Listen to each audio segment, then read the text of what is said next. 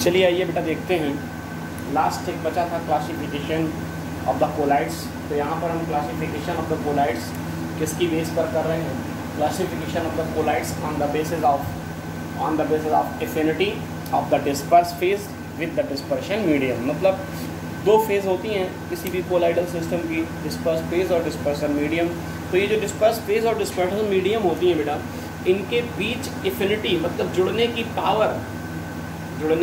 Power के base पर कितनी ताकत से, कितनी पावरफुली एक दूसरे से जुड़े रहते हैं, उस अट्रैक्शन के बेस पर हमने यहाँ पर कोलाइड्स को दो ग्रुप में बांटा है।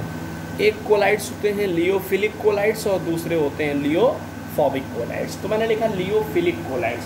लियो मीन्स होता है बेटा लिक्विड और फिलिक मीन्स होता है लवर। तो ऐसे लिक्विड, ऐसे कोलाइडल सिस्टम जिनमें जो सॉल्वेंट कौन होता है? हमेशा डिस्पर्सन मीडियम क्या होता है? सॉल्वेंट होता है। और डिस्पर्स फेज क्या होता है?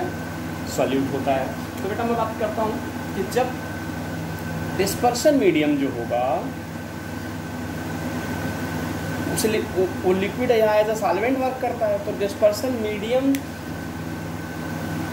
कैसा होगा? तो ऐसे कोलाइड जिनमें जो किसी लिक्विड के कांटेक्ट में आने पर आसानी से कोलाइडल सॉल्यूशन बना लेते हैं, या लवर ऑफ द लिक्विड्स होते हैं। ऐसे सब्सटेंस जो लिक्विड के क्या होते हैं? लवर होते हैं। उन्हें हम क्या कहते हैं? लियोफिलिक कोलाइड्स कहते हैं। जो लिक्विड्स के डिस्पर्सन फेस के, डिस्पर्सन मीडियम के साथ हेट करते हैं, उन्हें हम क्या बोलते हैं? लियोफोबिक कोलाइड्स। तो लियोफिलिक और लियोफोबिक दो तरह के कोलाइड हो गए। पहला तो ये हो गया। दूसरे पॉइंट में मैंने डेफिनेशन एक तरह से लिख दी है, when the disperse phase has the greater affinity with the dispersion medium. अगर कोई डिस्पर्स फेज डिस्पर्सन मीडियम के साथ ग्रेटर एफिनिटी मतलब जुड़ने की क्षमता, जुड़ने की पावर ग्रेटर एफिनिटी रखती है, तो उन्हें हम लोग लियोफिलिक कोलाइड्स कहते हैं। और अगर लिटिल एफिनिटी रखता है, यहाँ पर मैंने लिटिल लिखा हुआ है, दैट मीन लिटिल एफिनिटी अगर रखता है तो उसे हम क्या कहते हैं बेटा? तो ऐसे कोलाइड्स को लियोफोबिक कोलाइड्स कहते हैं। एक चीज़ याद रखना, अगर जिस लिक्विड में वो सोल्यूशन बना है, मतलब डिस्पर्सन मीडियम कोई लिक्विड है तो लियोफिलिक, अगर वो लिक्विड क्लियर है कि वाटर है तो फिर लियोफिलिक क्या हो जाता है? लियो की जगह हाइड्रो मीन्स होता है वाटर, तो हाइड्रोफिलिक और या फिर इसे हाइड्रोफोबिक कह सकते हैं। समझ में आ रही बात? तो फिर लियोफिलिक की जगह हाइड्रोफिलिक होता है, लियोफोबिक की जगह हाइड्रोफोबिक होता है अगर डिस्पर्सन मीडियम वाटर हो तो हाई, दूसरा पॉइंट में मैंने लिखा high concentration is the possible by the affinity, चूँकि ज़्यादा होती है डिस्पर्स फेज और डिस्पर्सन मीडियम के बीच में, इसलिए ये ज़्यादा कंसनट्रेट बनाया जा सकता है सोल्यूशन।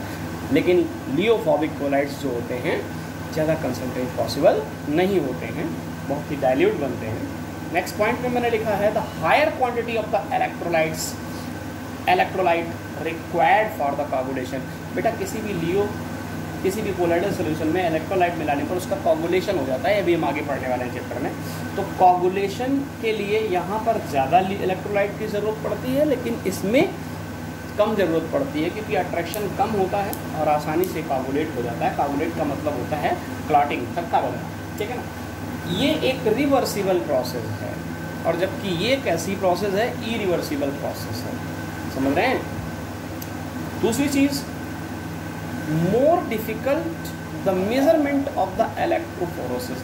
इलेक्ट्रोफोरोसिस क्या होता है बेटा? इलेक्ट्रोफोरोसिस का मतलब होता है the movement of the charge particles from the opposite charge electrodes towards the opposite charge electrode. The movement of the charge particles of the electrolytes, the movement of the charge particles of colloidal solution. Colloidal solution में जो charge particles होते हैं उनका opposite charge electrode की ओर move करना ही क्या कहलाता है? इलेक्ट्रोफोरोसिस कहलाता है। तो इनमें इलेक्ट्रोफोरोसिस थोड़ा सा डिफ़िकल्ट हो जाती है, लेकिन इनमें इलेक्ट्रोफोरोसिस का मेजरमेंट करना क्या होता है? बहुत ईजी, बहुत ही आसान होता है। दूसरी चीज़, साइज़ ऑफ द, अगर आप पार्टिकल्स की बात करेंगे, डिस्पर्स फेज की साइज़ ऑफ द पार्टिकल्स की, इसमें बात करेंगे हम लोग लियोफिलिक सॉल्यूशंस में। तो size of the colloidal particle is in the colloidal range and smaller than those of the lyophobic colloid. Lyophilic colloids का साइज छोटा होता है, लियोफोबिक कोलाइड में डिस्पर्स फेस का साइज बड़ा होता है, ठीक है ना।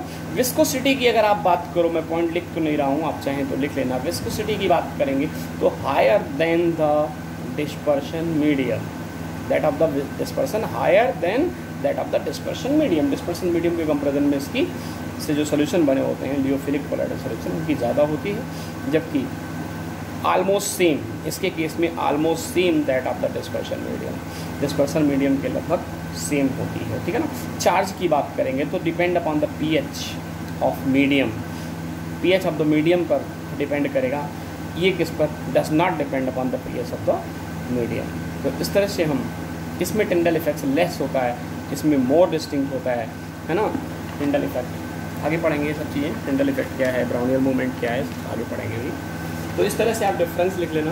ये 4-5 पॉइंट मैंने तो ज़रूर लिख दिए यहाँ पर, क्योंकि ये बहुत ही ज़्यादा इंपॉर्टेंट पॉइंट है। लियोफिलिक और लियोफोबिक सॉल्यूशंस में डिस्टिंक्शन बहुत पूछा जाता है, डिफरेंस बहुत पूछा जाता है बेटा, कई बार एग्जाम में पूछा गया, इसलिए आप इसके पॉइंट्स ज़रूर तैयार कर लें, ठीक है बेटा।